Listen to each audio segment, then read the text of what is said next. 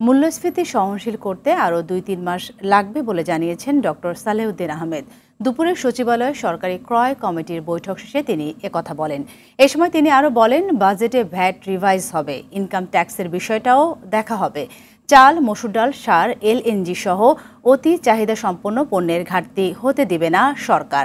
তিনি বলেন, কোথাও অর্থ নেই, ডিপোজিটের টাকাও নিয়ে চলে গেছে।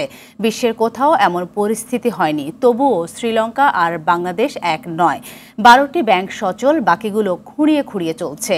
রমজানে খেজুর আমদানি হচ্ছে, সমস্যা হবে না বলেও জানান তিনি। উঠেছে, ডিফারেন্ট কারণ আছে, বিভিন্ন কারণে তো উঠেছে। আপনার টাকা সরবরাহ বেশি ছিল, লোকজন হাতে টাকা ছিল, তারপর সাপ্লাই চেনটা অনেকরকম ব্রোকেন হয়েছে। এটা নামিয়ে আনতে জোর করে তো নামিয়ে আনা যাবে না। যদি আমরা এই কাউন্টার ইস্যুগুলো না নিতাম, বাংলাদেশের অবস্থা কিন্তু একেবারে একটা অকল্পনীয় অবস্থায় চলে যেতাম। কারণ কোথাকার অর্থ নাই তো, সব ব্যাংক থেকে অর্থ চলে গেছে। আপনার ক্যান ইউ ইমাজিন কোনো পৃথিবীর দেশে এরকম হয়েছে যে ব্যাংকের ডিপোজিটের টাকা সহ চলে গেছে?